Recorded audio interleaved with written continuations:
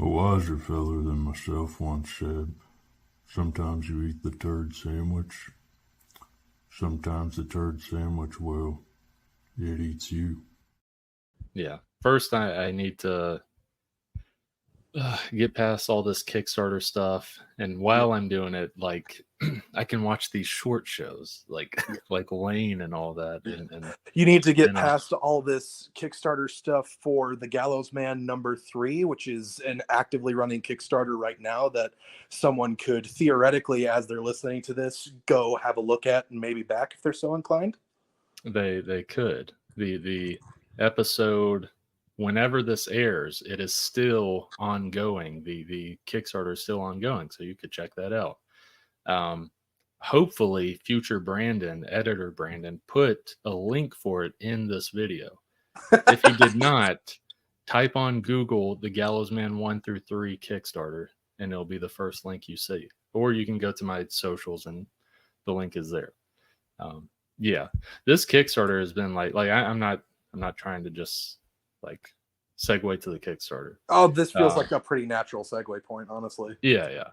But this Kickstarter has been like crazy in terms of the reception so far. I set the Kickstarter fund goals pretty low because it's something I've seen with people in Kickstarter before, and people have even told me this before. They've said, like, if it is funded where it's basically, hey, guarantee it's gonna print, they are more inclined to back it, because then it's like, okay, it's going to happen, sort of thing. Yeah. So that's usually why I set my goals fairly low. The goal with this one was 750.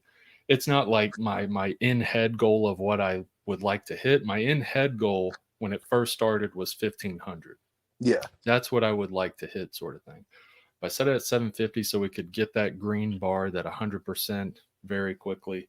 Yeah. And when I first set it up a week or I set it up like a month or two ago, but a week or two ago before the Kickstarter, my thinking was, I have a feeling we could hit the 700. Yeah. I got a feeling that we'll hit the 750 within 72 hours. That was my thinking. And it wasn't like guaranteed, but I was like, if we do that, it'll be good. We hit 750 within 40 hours. Ooh. Not even like 2 days we hit the 750. And then within less than 4 days, because it's been going on now technically 4 days at the time of recording. Within 4 days, it's now at $1,109, which is crazy, because then I compare it to the Gallows Man #1 Kickstarter. That back in 2021, it raised $1,094 by the end of the campaign. Ooh. This one, issues 1 through 3, within the first 4 days, has passed that Kickstarter. Yeah, it's not even close to being done yet, and you've already surpassed your limits. Yeah, and it's one of those things where, I'd mentioned before that, my initial goal in my head is 1,500 with this Kickstarter. And I knew we likely would hit 1,500, maybe a little over, but I thought that'd be by the end of the Kickstarter. By the end, it'd be 1,500 or 1,600 sort of thing. But we're almost there already. To where it's oh crap, this could do Tales from Town City Kickstarter, Dismay Avenue Kickstarter, where it's 2,000 to 3,000. I'm oh dang, I'm just along for the ride now. Yeah, it's wild. Yeah, the interviews have been fun. I have no gripes or complaints with any of the interviews. They've all been a blast. It's just been this week has felt so long because of how much I've done the past 4 days, to where I'm exhausted, but not in a bad way of saying oh, I'm so tired of doing interviews and the podcast and stuff like that. It's It's just time. like, It's time for bed. yeah. I don't want to do this anymore. It's time for bed. Let me go home. You just go on like the Chamor show, and or is that still what it's called? I can't remember. If Manny changed his name. It turned into Nerdtastic News. Yeah, And okay, Manny, so you're interviewing with Manny with Nerdtastic News, and you're just like, I'm tired. I want to go to bed. It's bedtime now. Just like in the middle of the interview. Like he's in the mid sentence asking a question. You're just like, stop. I'm tired. I want to go to bed. It's the middle of a pitch battle. Like the pitch battle has just started. He hasn't even like said the first like do a Beetlejuice pitch, or he hasn't even done that yet. Hasn't even spun the wheel yet. It's like, I'm tired, Manny. I'm going to sleep. Good night. Like, you don't turn your camera or microphone off. You just leave it running. Yeah. They just hear you just. Me. Yeah, but it's been good.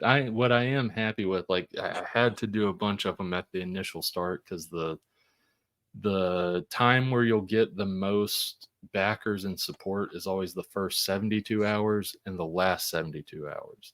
Yeah. The 23 days in between are kind of a lull period. You'll have like a backer every other day sort of thing. Sometimes it can be better than that, but that's what you're looking at, is like a backer every other day sort of thing. Yeah, because the first 72 hours is the people who like being early and want to be like, I was one of the first backers. Yeah. And then the last 72 hours is people feeling the pressure, like, oh dang it, I gotta back this. I gotta get in on it. Yeah. Like they feel that, or they were gonna back it and they forgot about it. Yeah. But then they get like the notification that, hey, like it's fixing to end. So yeah. It's still fixing I am. Yeah. But no, it's been good. I am happy that get on in there with your money. I am happy that like I now, like from now till the end of the Kickstarter, it is only like 4 to 5 shows a week, because like I love doing the shows, but man, I can definitely feel it. Like I did 11 plus shows in 4 days. Yeah. And I did 2 pre-recorded things like before the Kickstarter launch. So it's I'm not wiped out mentally, but I definitely need that break. And what's like great is I have a couple shows tomorrow, but after that, Monday and Tuesday, nothing. So I can like rejuice sort of thing. Yeah. I can. You're gonna lay back in your bathrobe with the face mask on and the cucumbers over your eyes.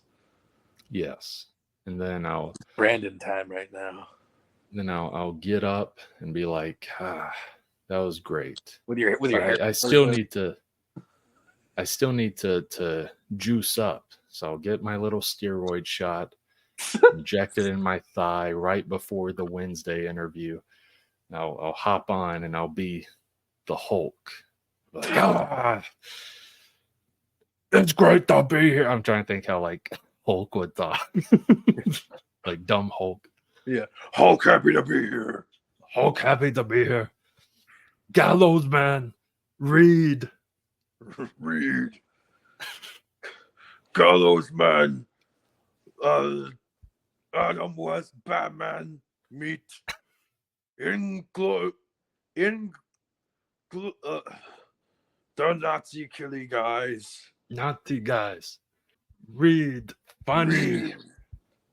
Quentin and Tarantino by written Directino. But yeah, that's been good. Like what was good is like I always like tell my family, I know this is crazy, but I tell my family in advance of a Kickstarter that like, hey, for about a month, and they've experienced it already, so they know what to expect because I've done 4 previous ones. But I always tell them like, hey, for about a month while the Kickstarter is going, I'm going to spend as much time as I can with you guys.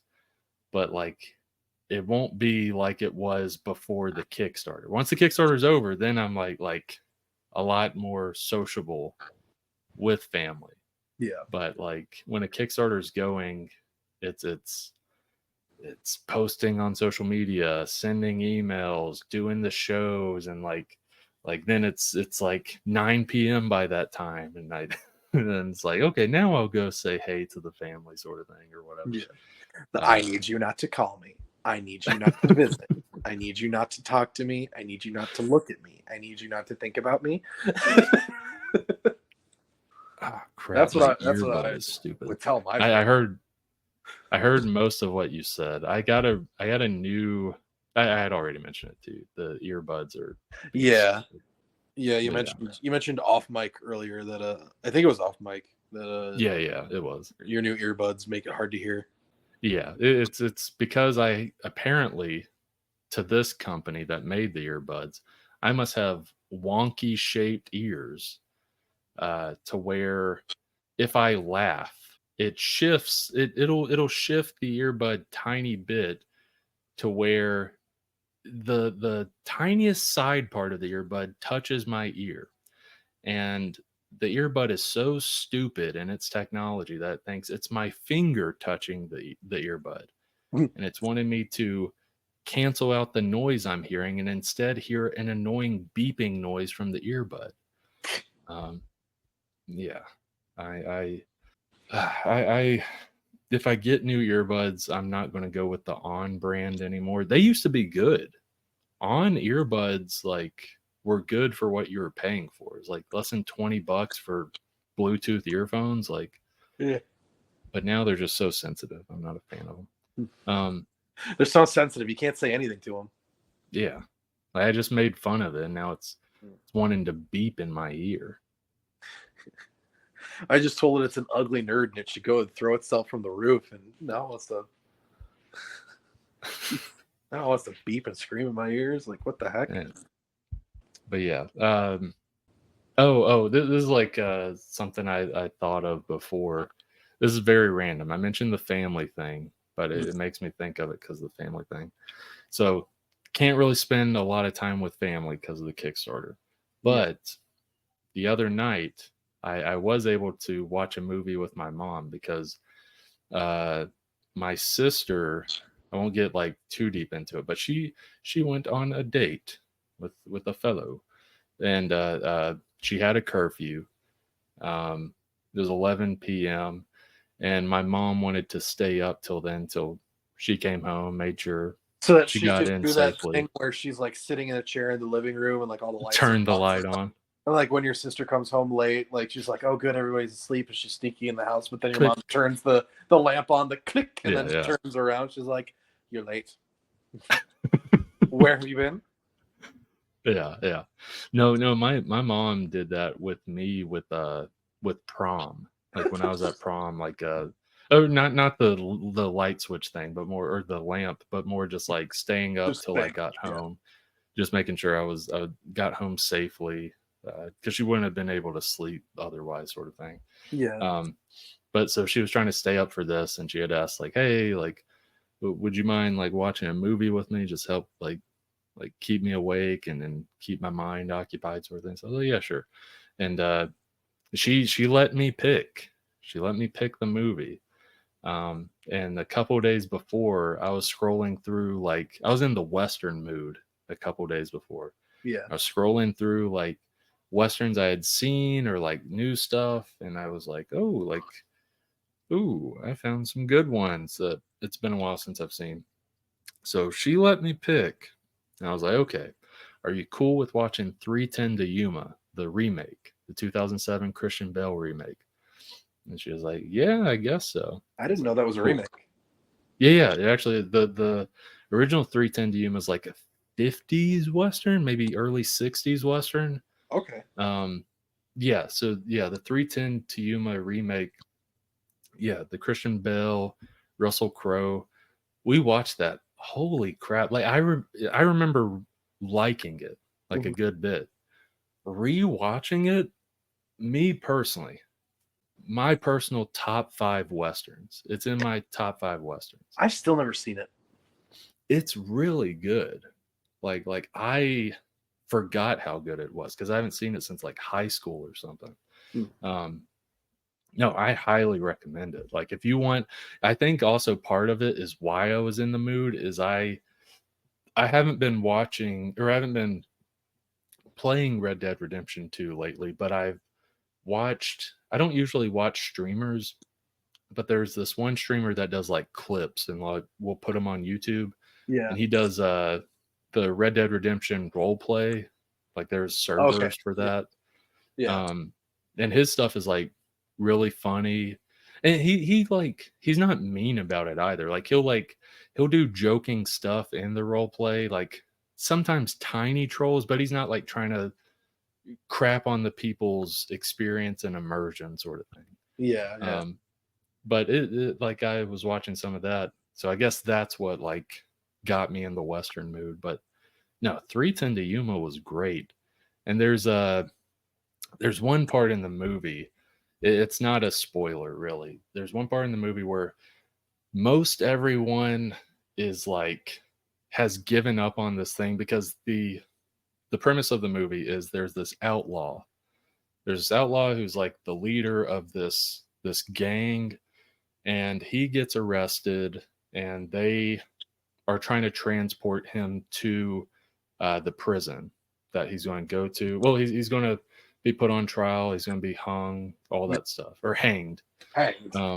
Being hung is a different thing entirely. Yeah, yeah, that's a different thing. That's the rated X version of 310 to Yuma. I was gonna say, if there are any ladies listening, being hung is what you and I are already, Brandon. Yes, of course. So that's the premise is these guys are trying to transport him to this train.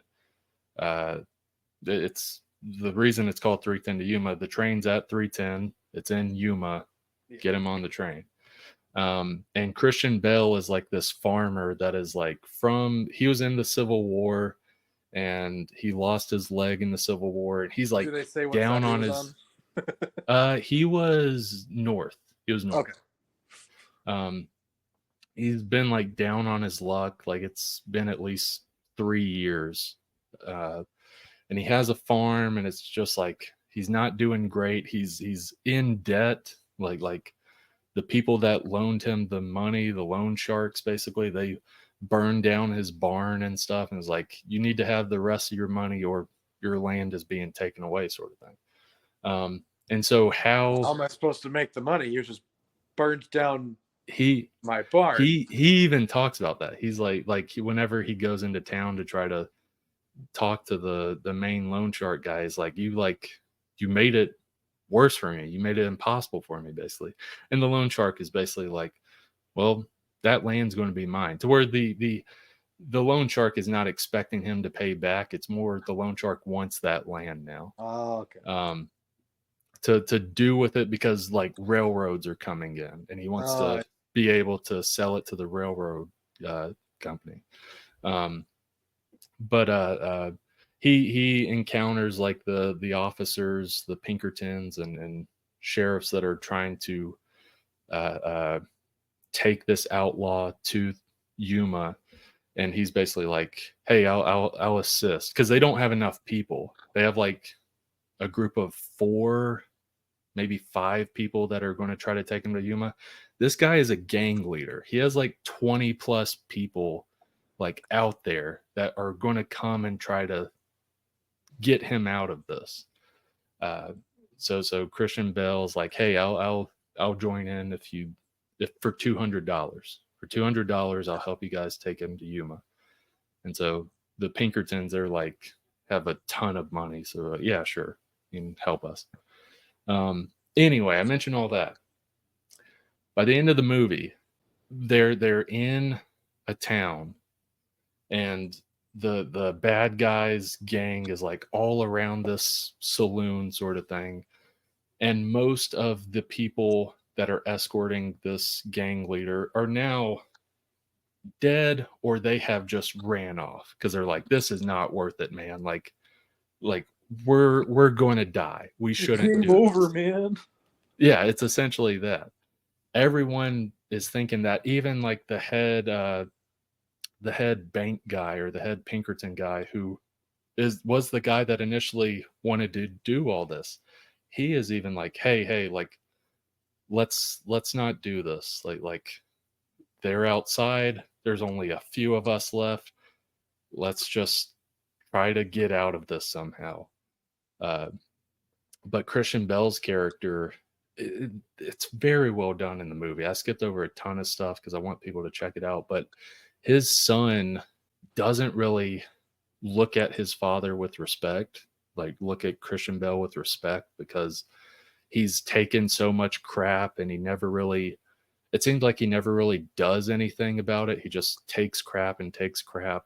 Yeah. And his son doesn't really respect him, and like they're living on this farm that is just poor and not doing well, sort of thing. And Christian Bale's character, like he's the only person that sticks around, who's like, no, I'm getting him to that train. I'm going to guess what happens before you tell the real ending. Okay. So he said that the bad guy has like a 20-man crew, right? Yeah. So Christian Bale's character picks up all of the guns of the guys who died or ran away and sprouts 18 arms as a gift from Vishnu and fires simultaneously at all 20 guys and wins. Sure. No, they do a very realistic thing with the ending. I won't say much. What I will say is like he and the head gang leader, they don't become friends by any means, but they because they've been on this journey for like 4+ days, like they understand each other. And the gang leader, it's a very great look at this guy who believes, the gang leader who believes the world is cutthroat, that it is bad, it is evil, and since it is that way, you just have to fall in line with that. I'll just take what I want, sort of thing. Oh, it kind of reminds me of the Misfit from A Good Man Is Hard to Find. I don't know if I've seen that. Oh, it's a short story. I mean, there might be movies based on it, but it's a short story. Okay. Henry O'Connor. Okay, I gotcha. But yeah, I mean, you can call him the antagonist. It's a difficult story to explain, generally speaking. But like this character, the Misfit, he's like an outlaw who recently escaped prison, and his whole philosophy is that like, there are no properly good people. So all you really need to do to live a fulfilling life is just pursue what makes you happy and gives you joy. And for him, that's committing crimes and killing people. Yeah, that's the gang leader in this movie, Russell Crowe's character, which he does fantastic job. Like I know Russell Crowe has had some controversy and stuff, but like he is fantastic in this movie. But yeah, that's essentially his mentality on the world. Whereas you have someone like Christian Bale who like takes crap and like you have this character who like doesn't take crap with the gang leader, and he's like, I'll take whatever I want. And you have them you have them both together for a few days, and you see as it progresses and through conversations, you see why the gang leader is like he is through his upbringing and different stuff like that. And you see Christian Bale's character, who is like a God-fearing man, like he believes in God. And that is a part of his way of thinking. And you see the both, like, stuff rubs off from the both, and they both learn from each other, sort of thing, especially the gang leader from him throughout the movie. But essentially, I had mentioned like heading towards the ending where Christian Bale's character is the only one that's like, I'll take him. And also the Pinkerton guy, he was like, hey, here's the $200. I have it cash. Take it, leave, run, like go home. It's fine. Here's $200. This is what I was going to pay you. And Christian Bale's character just kind of laughs, like snickers, because he's like, man, this world like very much is just like about the money or about like the evil, and he still commits to, I'm getting him on that train. Yeah. And you see it in the movie, and it's not really a spoiler, because even if I am spoiling anything, it's not ruining the movie by any means. I highly recommend people check it out. But Russell Crowe's character, the gang leader, he has learned a lot about Christian Bale's character. And at the beginning of the movie, he does kind of see him as this guy that just takes crap all the time. But by this point, he sees him as this father who is trying to set an example for his son of the man to be, or the man to be like, even if he is quote unquote taking crap. And by this point, he's at the end, and all these people that have talked about him taking crap, they're all gone. They're no longer on this mission. He's still there though. One man versus all these other people. The odds are stacked against him. So he's going to die. Yeah. So his purpose as a character is to be an example of perseverance and patience in the face of adversity. Yeah, very much so. And like the gang leader notices that like throughout the 4 days they're there, to where like they're held up in this saloon sort of thing. And like they've talked a lot throughout the movie, but the gang leader is kind of like, all right, I'll kind of help you in you getting me on that train sort of thing. Like to for his son to be able to see, kind of. Yeah. It hits hard. It's such a good movie. Yeah, I just highly recommend it. I'll have to check it out. Yeah. Dang, now I want to rewatch it. I saw it I know, like less you're than kind a of week putting ago. me in the mood for a Western right now. I'd say like ultimately like there's some great like 50s, 60s Westerns. There are a ton of great ones. If you want like a modern Western, and what I mean by that is like it is actually in the Old West, Yeah. but it was just made within the past 20 years. Yeah, exactly. The 310 to Yuma remake, I think, is like the best one there is. Okay. Because there are like there's the genre called neo Western.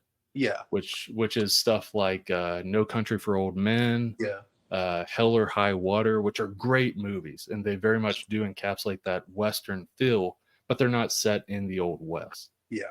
And then there's space Westerns like Cowboy Bebop and Mandalorian. Yeah, exactly. But I Weird remember how versatile the Western is as a genre. 100%. I just remembered something that happened while we were watching the movie that was one of the last things I wanted to mention about 310 to Yuma. There was how I had mentioned the father is still sticking to this, even though like odds are stacked against him. He's almost definitely going to die, sort of thing. Yeah.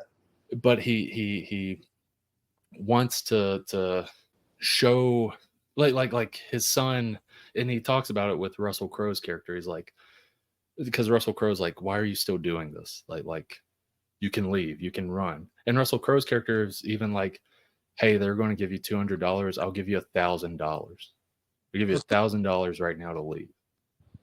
And like, just let me be here. You go away. My gang won't harm you, sort of thing. But Christian Bale's character still sticks around, and he says to Russell Crowe's character that like, my son looks at me like despises me. He thinks I'm a coward of a man, which in all honesty I have been the past 3 years.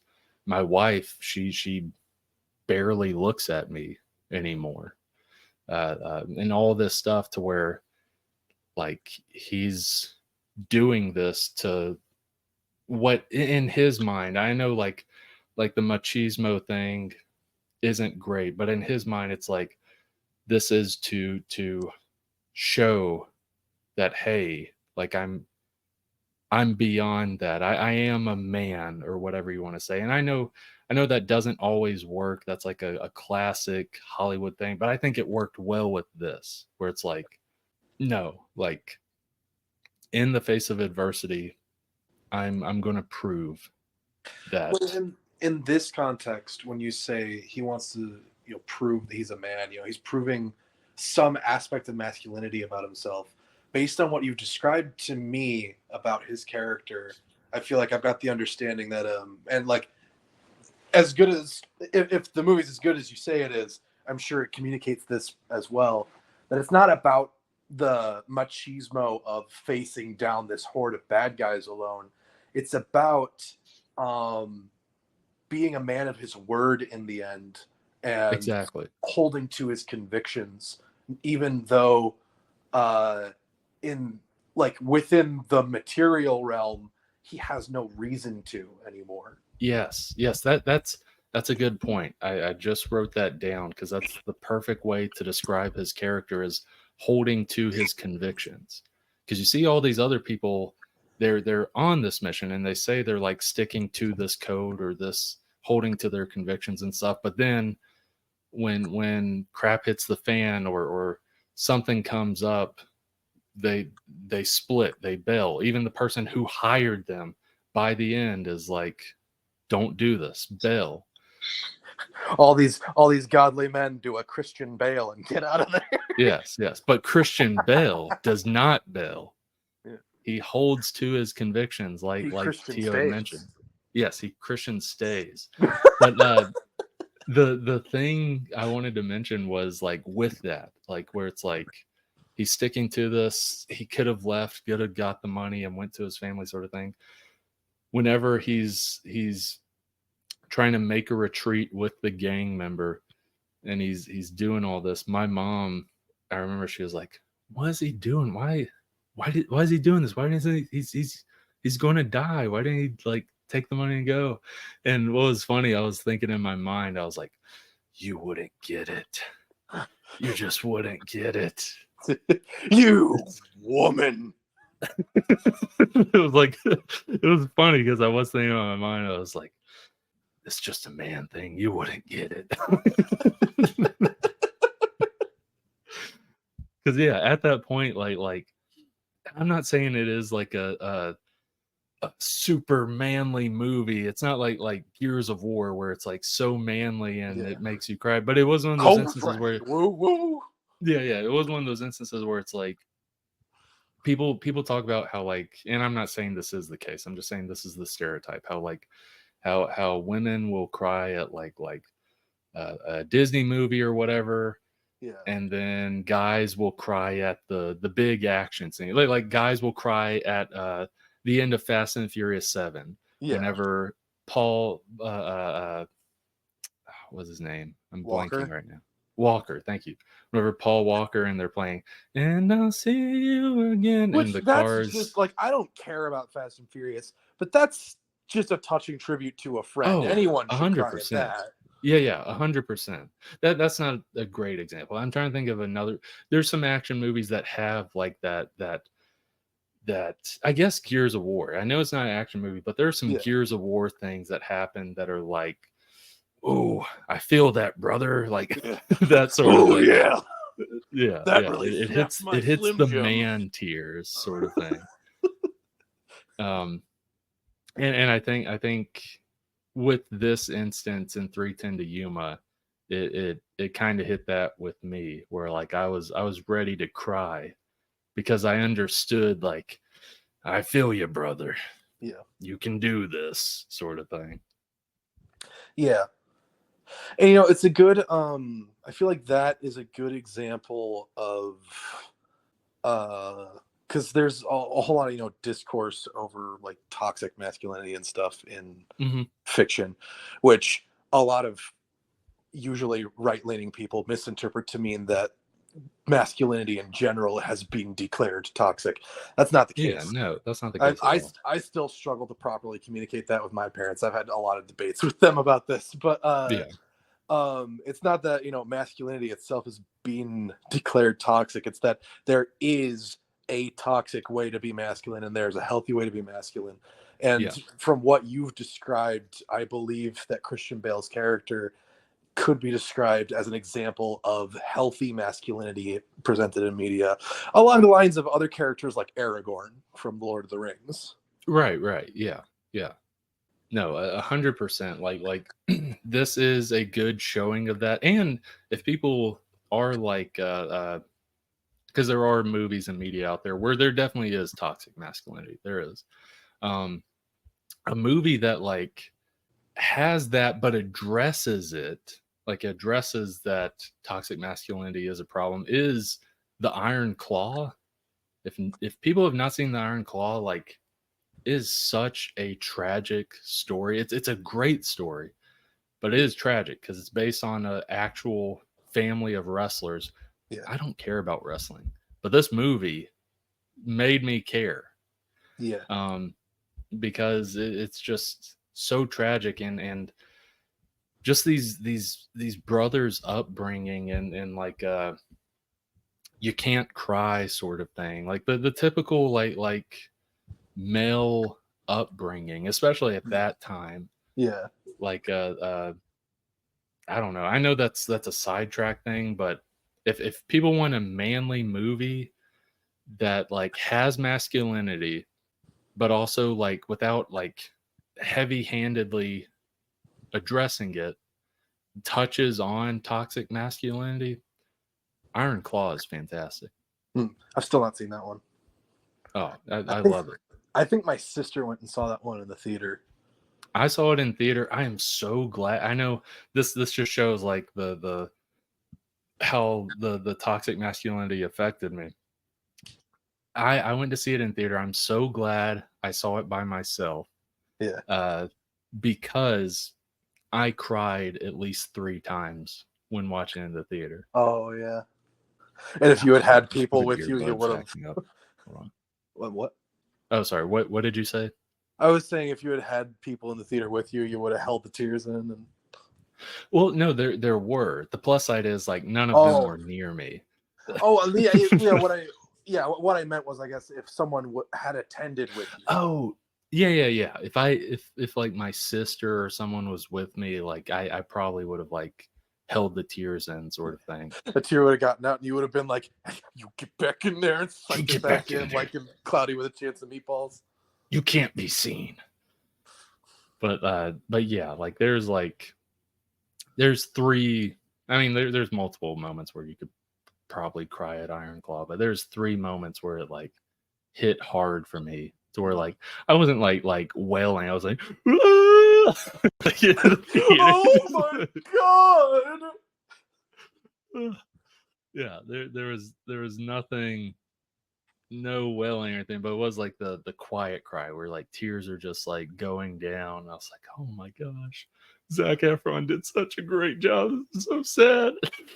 Dude, who would have thought that the guy who played Troy in High School Musical would be such a good actor? He is a phenomenal actor. Like yeah, I would agree, because like if you rewind 10 years, 15 years, and all you really have is High School Musical, and then like 17, which is like 17. What if Matthew, or 17 again? Yeah, that's what it was. Or Matthew Perry gets transformed into a 17-year-old again, who looks nothing like him. Like, who looks nothing like him. I want to see the life that character lived between 17 and however old Matthew Perry was when they made that movie. Yeah, because his entire skull structure changed. Yeah, like he had and I'm not even saying like a stressful life or anything. Like something happened to where like they had to reshape face and everything. For now, he's 45 years old or 50 years old, and he looks like Matthew Perry. Yeah. But no, like Zac Efron, fantastic like actor, and like he's also like a good comedic actor. I can't remember. He's in those Neighbors movies. Neighbors, yeah. I'm not a fan of those, but he did a good job. Like he's funny in those movies. Yeah. But Iron Claw is like the first one where I'm like, holy crap. Like this guy is dedicated to the craft. Like get him to be in more dramas. Yeah. Like yeah, I was, and ultimately these don't matter, but me and my sister watch the Oscars like it's our Super Bowl. It is our Super Bowl. But whenever nominations came out for the Oscars, I was kind of ticked off that Iron Claw was not nominated for anything. Specifically, it could have been not nominated for anything. Zac Efron should have been nominated for Best Actor. Not saying he would have won. I think he probably could have, but at least nominated, because that is true commitment. The guy freaking bulked up and beefed up like insanely, like an insane amount, because the character he's playing is this insane beefy guy. Yeah. And he also like does a great job acting as well. It's not just like his physique looks like the guy's just he does an amazing job in this dramatic role. But yeah. So enough crushing on Zac Efron. Go watch Iron Claw. You sissies out there. Yeah. You little girls. Big man talking. Yeah. Go watch Iron Claw. Go watch 310 to Yuma. Yeah, go change into your clean diaper and get out there and watch Iron Claw and 310 to Yuma. And you better not cry at either of them. Don't cry. Play Gears of War. Don't cry. Don't cry. Don't cry. No. What I will say, if you do any of those, watch Iron Claw, 310 to Yuma, play Gears of War, it is okay to cry. Yeah. It is okay to cry. It is okay to cry in multiple instances with Iron Claw. It is okay to cry with 310 to Yuma, because you feel the man sticking to his convictions, and you know that in the end he might not make it out. It is okay to cry at Gears of War, of these brothers in arms, the things they go through, the things they witness and experience. It is okay to cry. Yeah. Let it out. So it's been a while since I've had a good cry, honestly. But Well, if you are just looking for a cry, Iron Claw is the way to go. Okay. Because like I was actually I was hanging out with my with friend of the podcast Clay, as well as just general friends from my D&D group last night, and I was talking to them, and one of them because we were talking about like anime in general, and we were like making recommendations to each other, and I told them like, oh, I want to watch Violet Evergarden with you guys, because one of my friends was saying that she wants to she's been wanting to watch that show for a while, but she never got around to it. Yeah. So I was like, well, we're gonna have to watch that together and make the boys watch it with us.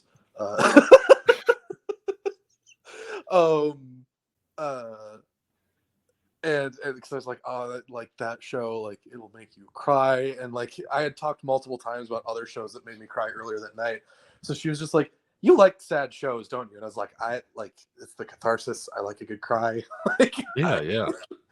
Like I don't know what it is, man, but like because it is cathartic to like experience something that makes you feel emotions that deeply. Through fictional media. I should be specific about that. I recently, because like we've talked about it before. I with my dog passing recently went through something that made me cry, genuine tears of grief, and that didn't quite feel cathartic in the moment. So right. I should be specific in saying that like experiencing it through media and fiction, like that's a good cathartic way to get some emotions out.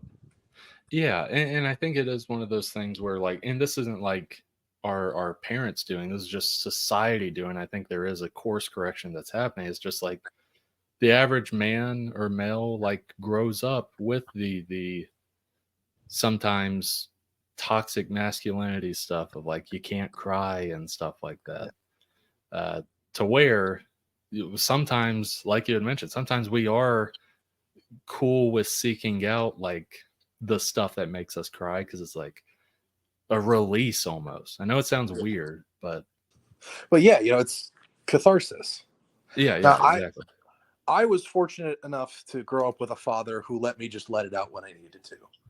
So, Yeah, yeah. he was very, he very much encouraged both me and my sister to just kind of experience life the way we were going to experience it, Yeah, yeah. emotions and all.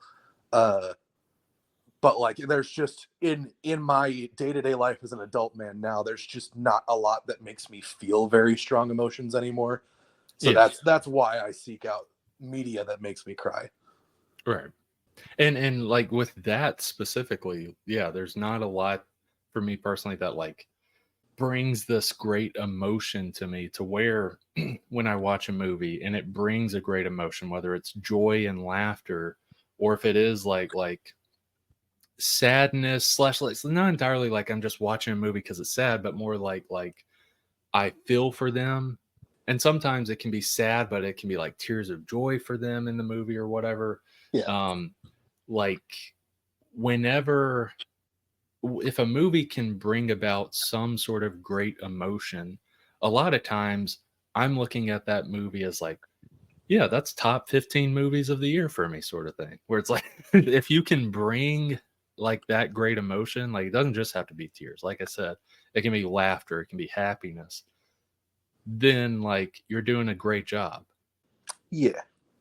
Speaking of bringing laughter, there is Yes. one topic I wanted to lightly go over before I Yeah. transition into the manga study milestone. Yeah. Because if anyone who has been listening for a while could guess from my little subtitle down there, I've made it to milestone 5 for the manga study. Yeah. Just crazy. Yeah. Because that's what's 20 times 25? It's is it 450 chapters? I think it's over that. Hang on, let me look it up. Or wait, hold on. 20 times 25 that's 500. 500. Yeah. I have read 500 chapters of manga as a part of it's the equivalent of like 2 long manga series. Yes, or half of One Piece, or a little under half of yeah. One Piece actually right now. Yeah, 500 chapters is the equivalent of like all of Tokyo Ghoul plus all of Demon Slayer, sort of thing. 500 chapters is the equivalent of all of My Hero Academia, and then something that's only 50 chapters long. Yeah. Like, it's insane. Or 70 chapters. I don't know. Some series only run that long. Anyway. Like that. So anyway, before we get into that though, I want to talk about something that I find a little bit funny. Yeah. So Brandon, on this and the previous podcast, we have talked multiple times about a comedic independent American comic book series that we both enjoy, called I Hate Fairyland. Yes. I also have expressed excitement recently that it continued. Yeah. And I still haven't read volumes 5 or 6 yet. I might just want to reread the whole thing from the beginning just to refresh. Yeah, that's probably what I'm going to do whenever I get those volumes. But they are all on my shelf though. Anyway, I've noticed a little bit of a trend on comic book YouTube right now of like people who make videos about comic books. I guess everybody just kind of all at the same time has discovered I Hate Fairyland for the first time. Yes. The reason why is because Skottie Young doesn't do a lot of interiors nowadays. I'm not saying he doesn't do them, but he doesn't do a lot of them. I've noticed that he's been getting other artists involved a lot more frequently though. Myself. Yeah. How everyone is discovering him now is he does a variant cover for like almost any comic. Like there is a Skottie Young variant cover for almost any comic, and people love the variant covers. Usually like a baby variant of whatever he's drawing for. Yeah. No, it's funny to see, and it's insane to see like people were like, oh yeah, like Skottie Young's my favorite creator, and like I just read I Hate Fairyland or discovered I Hate Fairyland. It's like, Yeah. oh, me and Teo, we already knew about this guy. And it wasn't Yeah. from the covers. We actually have seen his work in terms of interiors. I love his covers. Oh yeah, like I knew him from the covers long before I ever read anything he wrote. Oh, okay, okay. But the thing is, like, the first Skottie Young thing, like Skottie Young written thing I ever read, I think was his 12-issue Rocket Raccoon series from 2014. Right. Which he did the art for like the first half of, and then someone else had to take over after that. Yeah. But which, by the way, great series. Like, yeah, I still have it on my shelf. I need to read it. Yeah, like I love Rocket Raccoon in general as a character, so that series in particular is like being written by Skottie Young, someone who understands Rocket as a character quite well. Yeah, like you can, and like he also has such awesome ideas for individual issues of that series too. I like one of my favorite issues, I've talked about this before, is one that's narrated entirely by Groot. So you can't understand anything anyone in that issue is saying because everybody's just saying, "I am Groot." Yeah. So, but yeah, like I love Skottie Young's Rocket Raccoon series. But yeah, like from that though, that's where I transitioned into like recognizing his name on the cover of I Hate Fairyland and being like, "Hey, I like this guy as a writer and artist. I'll read this series." And so it's like, it's just so funny to me to like sudden out of nowhere see all these comic book YouTube videos like the American Isekai you've never heard of. And it's like, never heard of. Dude, this thing's from like, what, 2015? Yeah, something like that. It's like, this is one of my favorite independent comic book series. Like, what are you talking about? Never heard of. Yeah.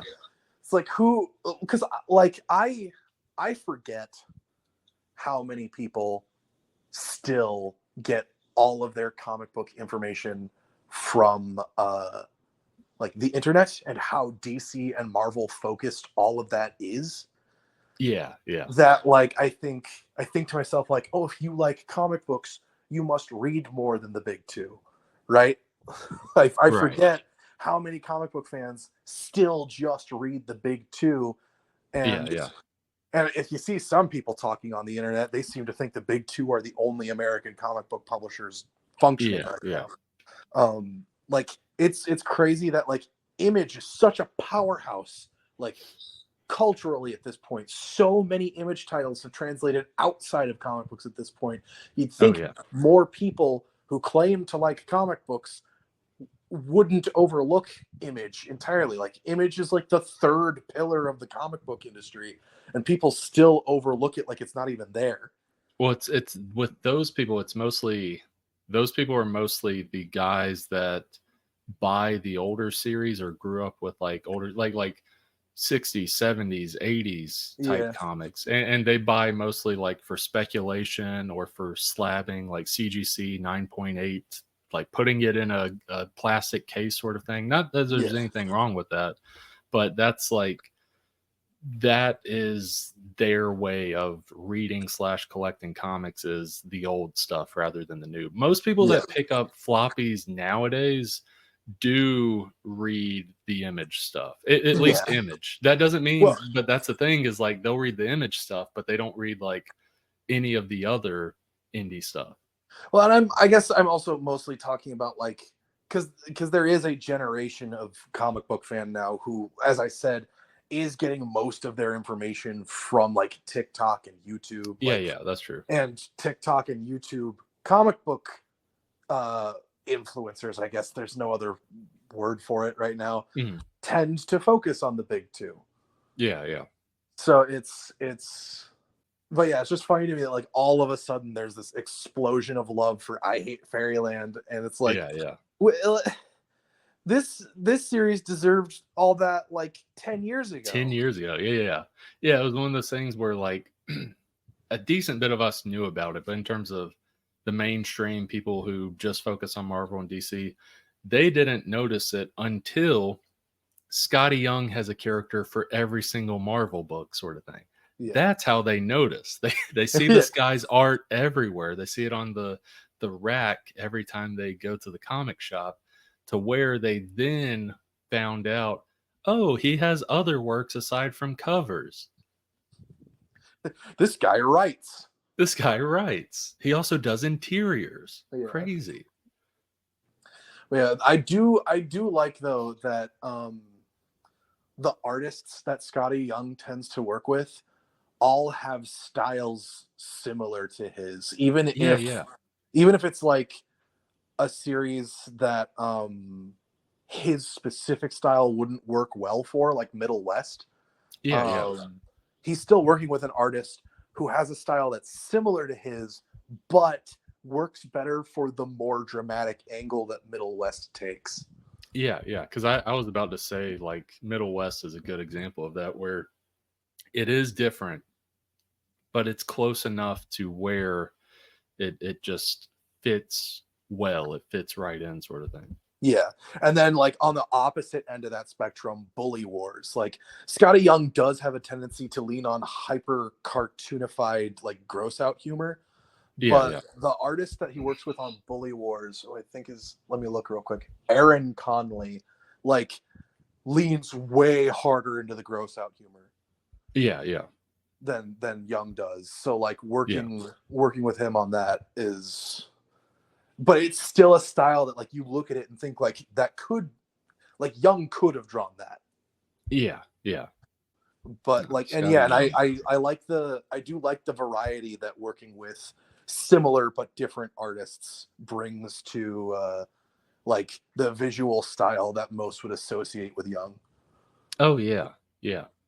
And because he's finding people that, like, aren't doing his style, but, like, are somewhat in the same vicinity, sort of thing.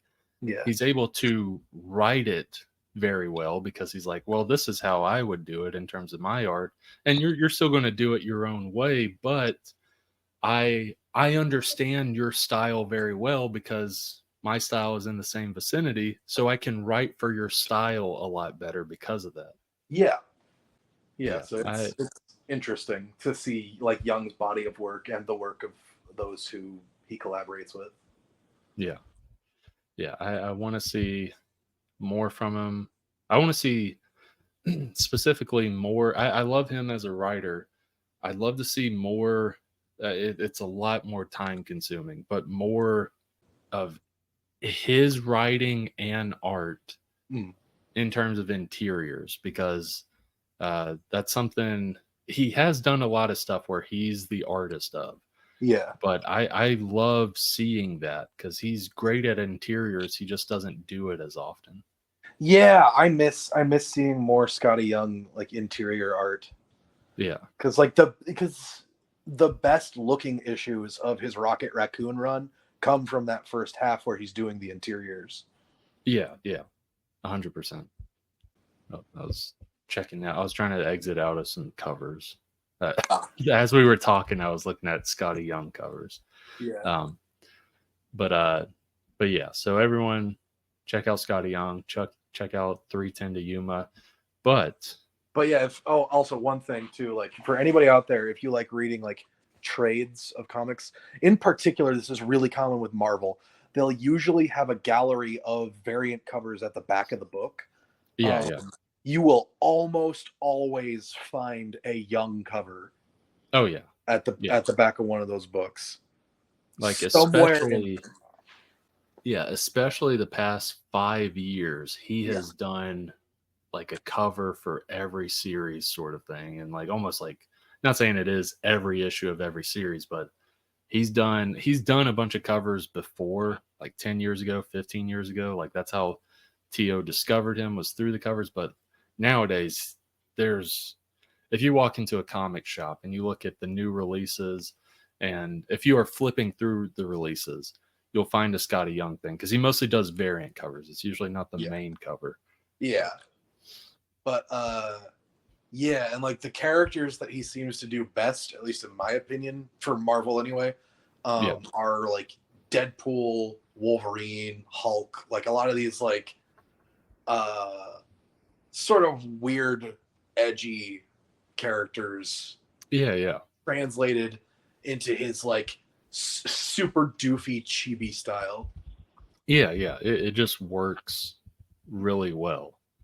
Because like you would describe most of his variant covers as like chibi, because like he does like baby variants of most of the characters. Yeah. But like he's got this really interesting way of like making ugly chibi characters that are still like weirdly cute in kind of a demented way. Yeah. It's really difficult to explain Young's style other than like super cartoony, technically extremely ugly, but just like really beautiful to look at with the way that he puts it together.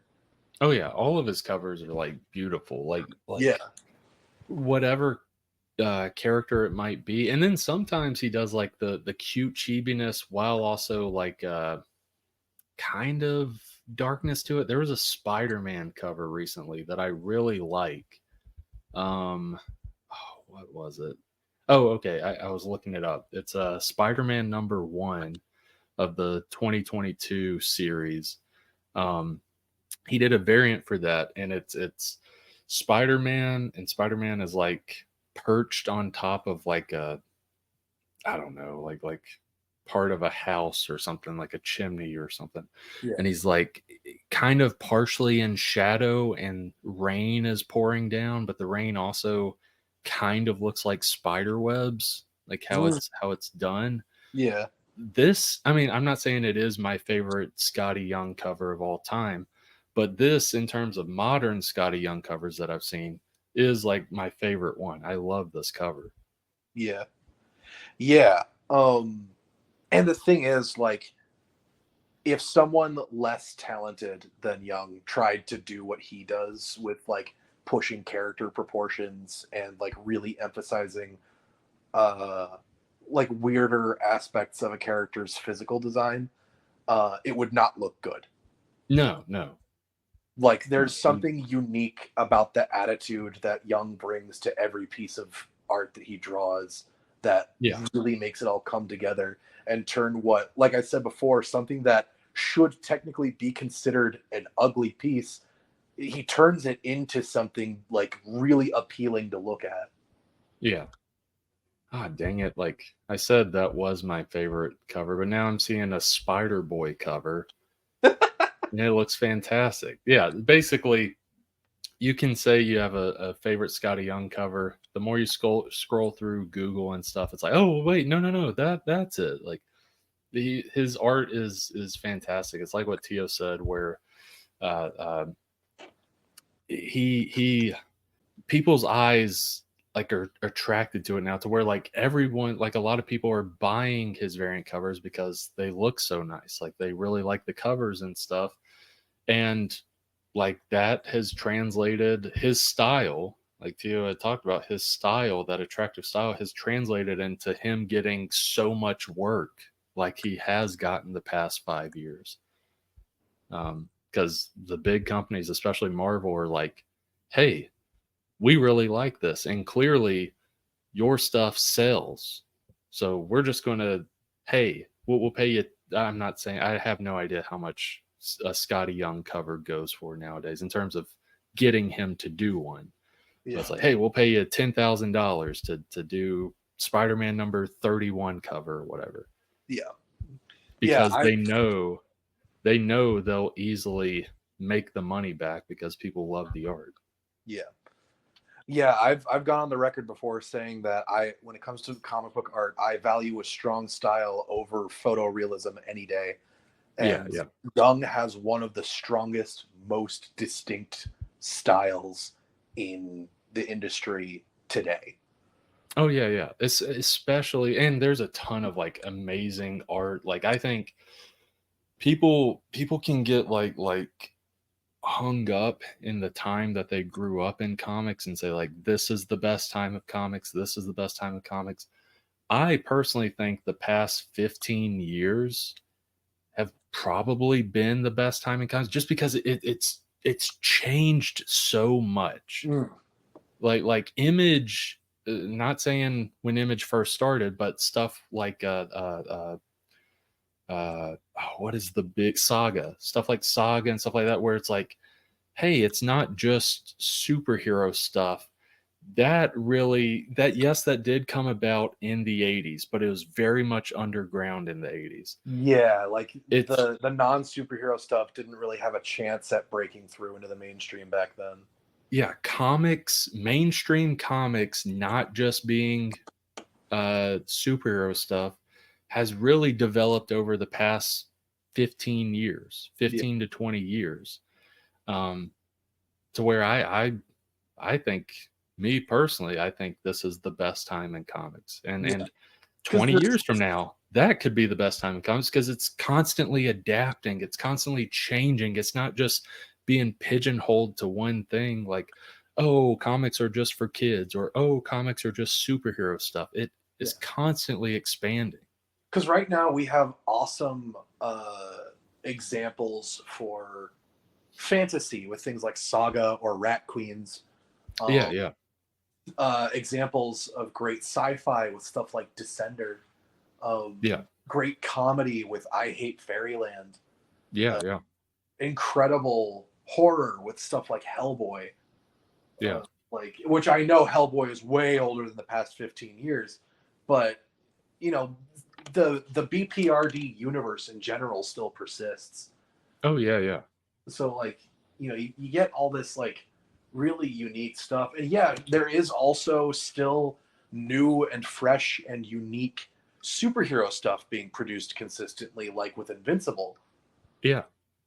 So like it's and then like you get like these great like metatextual pieces like Crossover that are kind of like looking back on the comic book industry as a whole and seeing, you know, just like kind of picking things apart and, you know, poking fun at it a little bit. Yeah. It's so interesting to see like where comic books are as like a landscape of media right now. Oh yeah, 100%. And like I'm happy to see where it is. I think comics are just like going to keep expanding. In terms of the format, it could always change. I don't know if floppies will stick around. I don't know if that'll be the number one thing with comics. It could always be a like a manga type thing in the US where it's collected. And I mean, that is kind of the biggest seller nowadays in terms of Marvel and DC is collected versions of it. That's almost exclusively what's on my shelf is well, actually no, that is exclusively what's on my shelf for my American comics is collected editions. Like I don't I've never really been a big guy for like getting floppies unless it's specifically like a collector thing, like that that Hulk issue that you got me last year. But right. But but that's exactly it though. Is like I usually get floppies as gifts. You know what I mean? Right. Yeah. Like I don't really get them for myself. So it's always like a floppy is always like something special that I receive from someone else. It's never something I go out and get for myself. Yeah. For me with floppies, like I'm mostly just a Kickstarter floppy guy, like helping support other indie creators as well as like checking out just weird and wild stuff that you won't even see in stuff like Image or Boom because it's people low on radar, but they have this insane idea to where it's like, why isn't this guy like and it's like he should have this series at this publisher or whatever. But getting in on the ground floor and seeing that cool stuff is always fun. Yeah. But also like with the bigger companies, I'll buy their floppies here and there, but it's mostly like one shot sort of stuff. Like I'll like I mentioned, Star Wars Visions, like those were kind of the last Marvel comics that I picked up in floppies because it was just one shots worth, as well as Fantastic Four number 20. Earlier this year, I picked up a random issue of Fantastic Four because someone on YouTube was talking about how great this series was and that each issue, if not each couple of issues, were kind of self-contained. And it sounded like a great premise of Ben Grimm and Johnny Storm working at a convenience store and having a brotherly rivalry in terms of who can do it better sort of thing. I still got to read that. Like that just sounds like the the single most fun idea for a story to come out of Marvel all year. It's the most fun I've had with a comic all year. Like I had a blast reading that. So that's what I pick up in terms of floppies nowadays, is like the standalone sort of stuff, just because like I not only money wise but time wise, I can't pick up like 5 books a week sort of thing. Yeah. Um I would and I would tell you the most fun I've had with a comic all year, but we probably shouldn't talk about hentai on the podcast.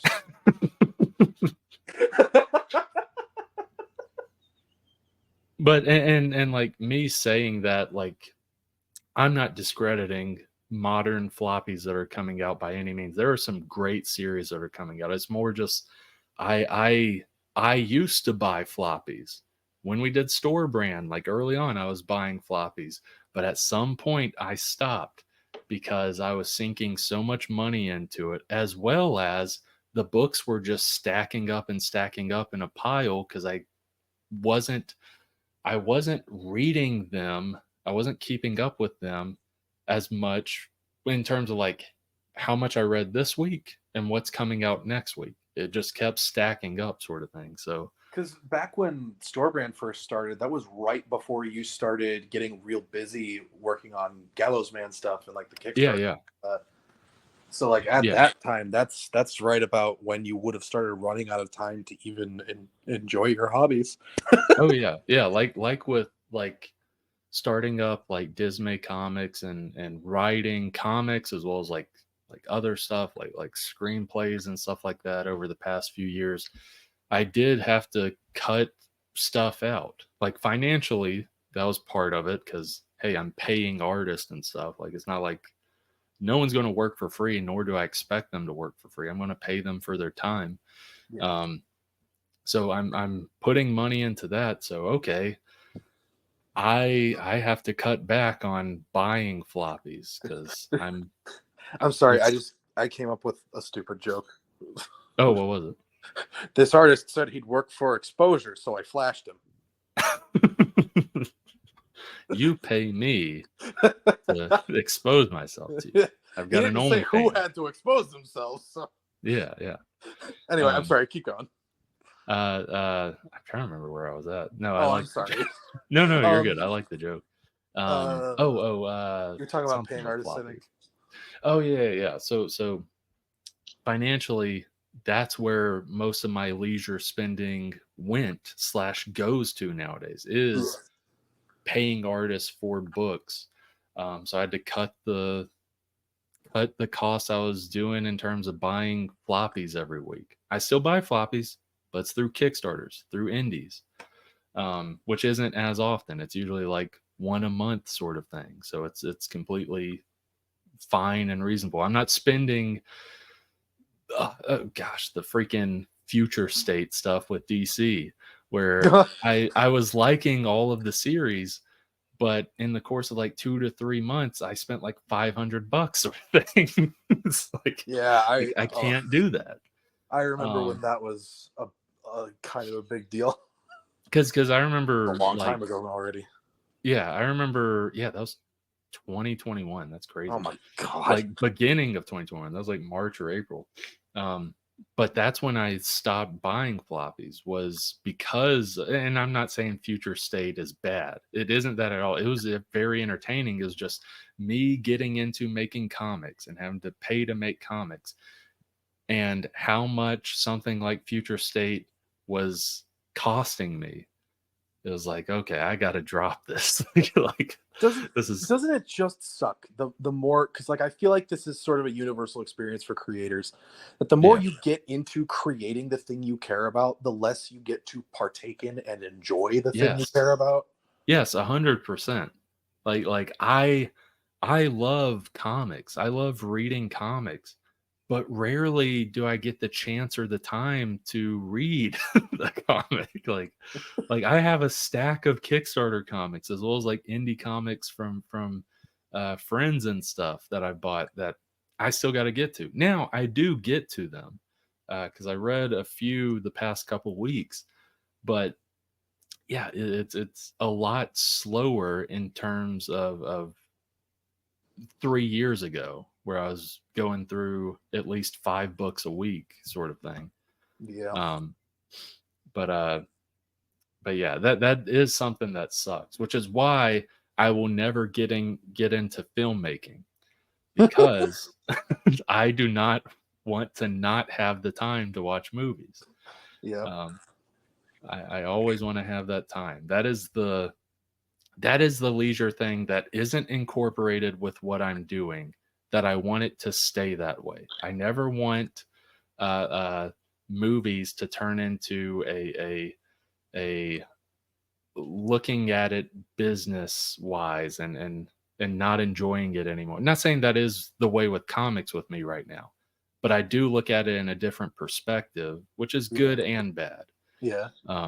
But yeah, for me, I would love to, because I'm not an artist in terms of like illustration or anything like that. So that's not something that like, I don't have skills that would translate directly to being an animator in terms of like actually drawing anything. But I would love to have the opportunity someday to like produce animation. You know what I mean? Like, yeah. like have my name attached to an animated product as something where it's like, I was involved with this. I helped get this created, because I know my personal tastes. So like, I know that I, as a producer, would be able to like I don't know, like get animators that could like just make something interesting. You know what I mean? Like, cause Yeah. the bet, like when it comes to stuff like animation, the best stuff that comes about is like things that are kind of left to be uninhibited. And I don't mean uninhibited in terms of like zero limitations. These people are free to do whatever they want, because as we said earlier, with horror, limitations often produce the most creative results. Yeah. I mean uninhibited as in like, I am not in their way as a producer. Yeah.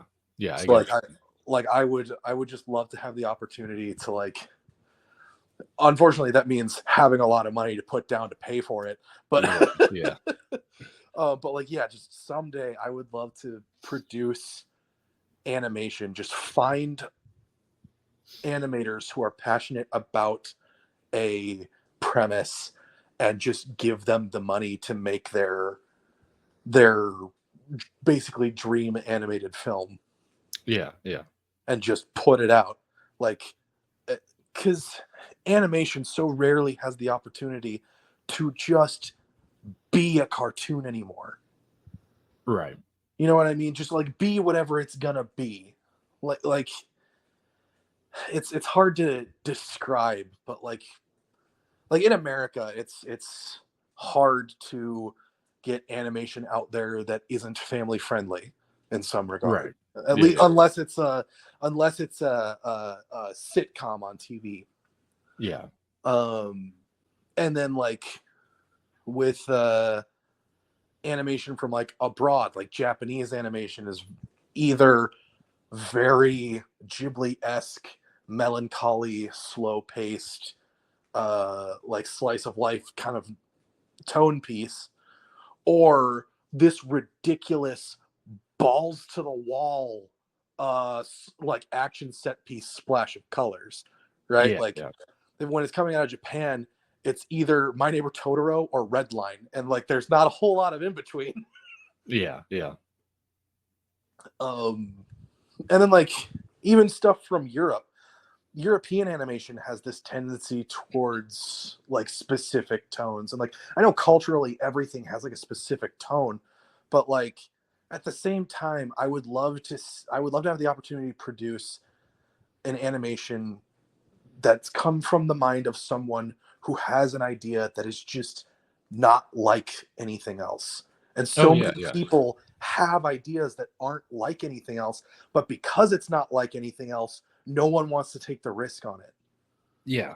That's the thing, is like, if because I've had people like send or they'll contact me and be like, hey, can I send my comic in for submission for you guys to publish? And then like I like this just happened like less than a week ago. I usually mention like, hey, like I mostly just publish my own stuff. But I'll give you like tips and advice to self-publishing if you're interested. I highly recommend self-publishing. But I mean, if a idea or if a comic came along to where I read it, and like the one of them, the one that came in last week, I still haven't read it yet. I do want to read it because it does look kind of weird and interesting. But if one comes along to where it's like, holy crap, like the world needs to see this, I will happily do like try to put it out there. If it has to be under the Dismay Comics name and you have to submit it to me to do it, I'll do it. I recommend people self-publish rather than going through a small indie. Because if you put in the work, you can do the exact same result as I can do, if not more. But no, if there is something that's like so insane or so good where it's like there's nothing else out like this, if someone submitted that, I would 100% be like, okay, I'm gonna help get this out there. I'm gonna like throw down the money for printing fees, all this stuff. The world needs to see this sort of thing. So I understand like that mentality you're saying of like this team or this person has this crazy thing that you want to get behind and you're willing to basically be a producer of it, kind of. Yeah, because I'm very passionate about animation, and it's a medium that I feel there are a lot of very creative people working in it right now, but unfortunately, as an industry, I feel like animation is stagnating. Yeah. Like globally, and everybody's kind of settling into a plateau. Yeah. But I know there's still so much more that can be done with it, and I want to see people push it so much further. And I know it's not anime, but in terms of like the pushes with animation that I've seen recently is the Miles Morales Spider-Man movies. I'm sorry, you're gonna have to repeat that because you cut out right at the title. Oh, my bad. I was saying the Miles Morales Spider-Man movies. Yes, those are the things that like is pushing animation, that is like revolutionizing like how we see animation, kind of. Yeah, like it's really like those movies are, as mainstream examples, doing a lot to push what animation can do, the kinds of people it can reach, and like what like the kinds of stories we're allowed to tell with it. Yeah. Because like as I said before, in America we're stuck with cartoons either being adult sitcoms or family friendly, again, with no in between. Right. So it's like I want to see more stuff with the tonal vibe of like Bob's Burgers, where it rides that line. You know what I mean? Right. Like the Bob's Burgers movie, as far as the maturity of its content goes, is in my mind a perfect example of the middle ground, where it's adult enough to be edgy, but family friendly enough that you don't feel the need to like hide it. Yeah, that's true. So like, and like also, you know, in more extremes, like I want to see more R-rated animation, and I'm not talking about stuff like Sausage Party. Right. I'm talking like actually mature R-rated animation, stuff that isn't just like an hour and a half of sex jokes. Yeah. And cussing at the camera, because that's what being an adult cartoon means. Yeah. It's funny because this teddy bear, you wouldn't think a teddy bear would be. I'm not saying Ted is like animation, but CGI. It's technically a live action animation hybrid. So but like that's how I feel with like the Sausage Party thing, where it's like, oh, like this cute little hot dog. Oh my gosh, it said the F word, or oh my gosh, it said this crazy section. Whoa, this little hot dog says the F word. that's funny. Yeah. But no, like I'm talking about like in terms of like the maturity of themes, and like the pacing of like the narrative. Like if you have an R-rated animated film, it means that you don't have to structure it in such a way that it needs to play to younger audience members. Right. Like shots can last longer, silences can go on longer and speak louder. You know what I mean? Yeah. Like you can leave characters to think and emote without having to speak or act. Yeah. And it's and the best part of that is that all of that would rest in the talent of your illustrators, your animators, the people physically drawing what's put out there. Because I am a huge advocate for the resurgence of traditional 2D animation. I would like to see that come back in America. I'm like, yes, 3D CGI animation is not bad. Like it's not the death of animation. It's not lazy, and it's not lower quality. You know what I mean? Like inherently. But it is a different animation style. It's a different technique entirely than hand-drawn stuff. And I personally prefer hand-drawn animation. So I would love to see like a resurgence of hand-drawn animation produced by American companies. Yeah. And so like if I had my dream as an animation producer would be get someone who has an idea that nobody else has that they want to draw with their hands and give them the money to make their movie. Yeah. That would be my dream as an animation producer. Yeah. The only thing though, like, going back to what started us down this specific train of thought is, unfortunately, I wouldn't have as much time to watch cartoons. Yeah, exactly. I'd be too busy overseeing the projects. You'd be dedicated to that one cartoon, essentially. Basically, yeah, talking with the director consistently, being like, how are things going? Yeah. Because even though I wouldn't want to interfere too much, I would still like to be a hands-on producer. You know what I mean? Like, I would want to see the progress. I would want to be there and like know what's going on each day, not to like put my boot on their neck and be like, you better do it this way, but more to just like be aware of it, know what's happening, and give feedback when it's necessary, but not like note them to death. Yeah. And if you're putting the money down, like, you at least deserve that of just seeing the behind the scenes sort of thing. Yeah, like that's the kind of producer I want to be. The one who's like aware of everything, knows what's going on, and like can answer questions, but for the most part leaves the people who are actually making the thing to be creative. Yeah. No, I like that.